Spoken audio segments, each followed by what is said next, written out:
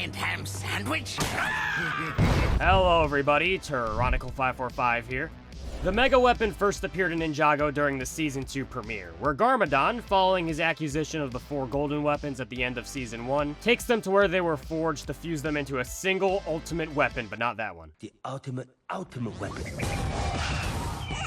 From there, it's pretty much used as the ultimate plot device for the following 5 filler episodes, conveniently allowing the writers to create whatever Saturday morning cartoon story they wish. Need the ninja to fight pirates? Mega Weapon. Need them to fight evil doppelgangers of themselves? Mega Weapon. Massive ravine? Mega Weapon. Ninja becoming kids? Mega Weapon. Time travel? Sure, the Mega Weapon can do that too. Why not? There's no rules. What are the rules? Except actually there are. They try to write in the stipulation that The weapon can only create, never destroy. even though I'm pretty sure using it to create a massive ravine counts as using it to destroy. Hey, Mega Weapon, I want to use your power of creation to create a fatal gunshot wound in my enemy. I think you guys see the fallacy here. As for the sets, it stands in the unique position of probably being the most prevalent Ninjago MacGuffin that never saw a physical release. A build of it was briefly considered to appear in the 2020 Legacy bounty, as seen in preliminary photos, but Garmadon's inclusion was ultimately scrapped from the final set entirely. In the end, this wasn't the biggest loss, however, because their rendition of the weapon was just built out of several common system elements instead of being its own unique mold. Which was pretty understandable because honestly, the weapon's design in the show is ridiculously complicated, being this busy blend of fire, earth, ice, and lightning aesthetics. You can definitely tell it was something initially modeled to not have to be replicated as a physical sculpt at minifigure scale, and it would take an absolute madman with way too much free time on his hands to try to create said sculpt from the ground up. Well, of course I know him.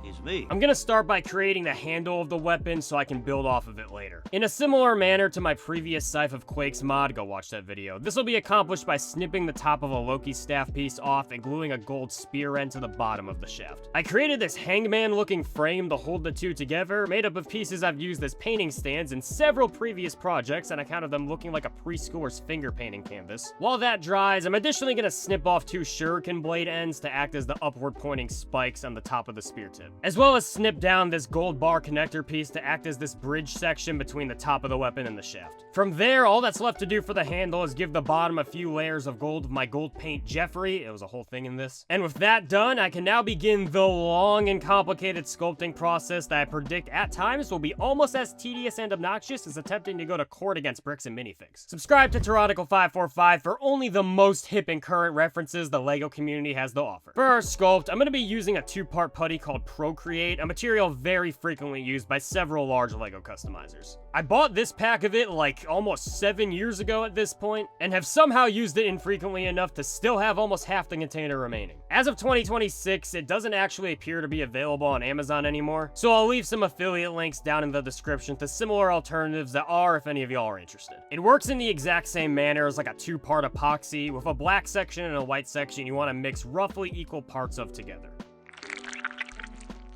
The more of the black section you use, the faster it dries, and the more of the white section you use, you guessed it, the slower it dries. Once it's mixed and I have a base armature going, I'm going to begin kind of haphazardly throwing bits of clay on to create the rough shape. The goal here is not to get something that looks even remotely good, just get the base layer down for me to then sand and add the finer details on top of once it cures. This is going to be the general workflow for this entire project, so once this base section is cured, I wish I had like an exact time frame for how long this took, but I just kind of let each layer harden overnight while I slept. I sanded it down to refine the shape and bulked up the back section a bit before moving on to the detail layers. I started by adding on these side wavy bits, making sure the bases of them were thoroughly blended into the rest of the weapon to prevent them from just snapping right off. Next up was recreating this kind of center rocky strut section, which I accomplished by adding on very tiny balls of clay and gradually blending them together with my sculpting tools. This was pretty tedious, but still really fun. Since there's so many of these little bumps, it would have been virtually impossible to match the CGI model 1-to-1, so it gave me a lot of creative freedom to mess around with the design and place the details wherever I felt like they fit. Once that was complete, I moved on to the top fire section, or maybe it's supposed to be ice and the wavy bits are supposed to be fire. Could go either way.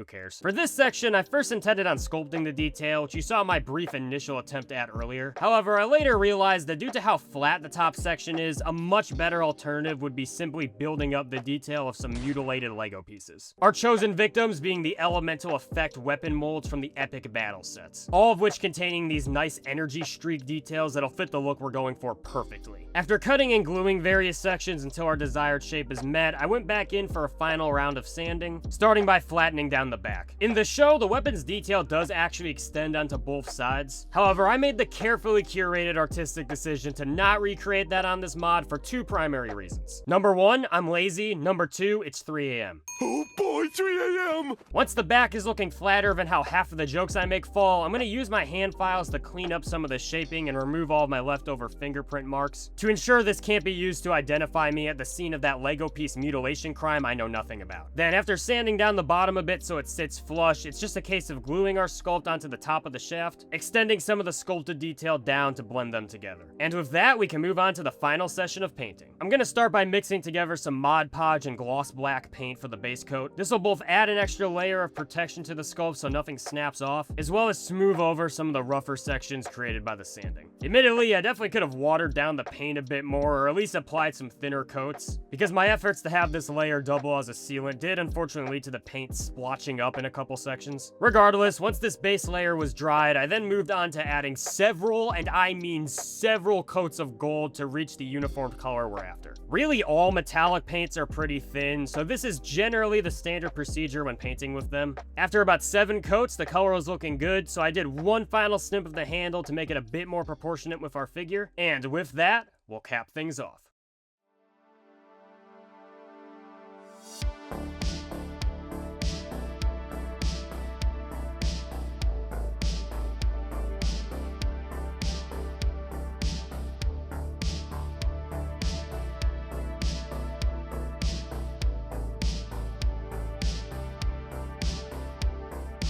For what's far and away been the most complicated sculpt I've attempted thus far, I'm overall incredibly happy with this end result, especially with how nicely I think the official Lego pieces blend into the sculpted bits. I definitely think the tip is a little bigger than it needs to be, which is something I find myself saying a lot these days, sorry. But honestly, a lot of Ninjago weapons are bigger than they probably should be compared to the show, so ultimately I think it was a decent enough trade-off to ensure I could fit in all the required details. Let me know your guys' thoughts on this mod, and if there are any bits you think I could have done slightly differently down in the comments below. I always appreciate hearing your guys' feedback, but otherwise, we're pretty much done here. Comment below what other Ninjago character or weapon mods you'd like to see from me next. Subscribe and follow the socials for more Lego and Bionicle content. Thanks for watching, and as always, have a wonderful rest of your day. Now anyway, I'm gonna go see if I can use this weapon's power of creation to create a convincing alibi on how I wasn't involved in this Lego mutilation crime. I mean, I don't know what crime you're talking about, really.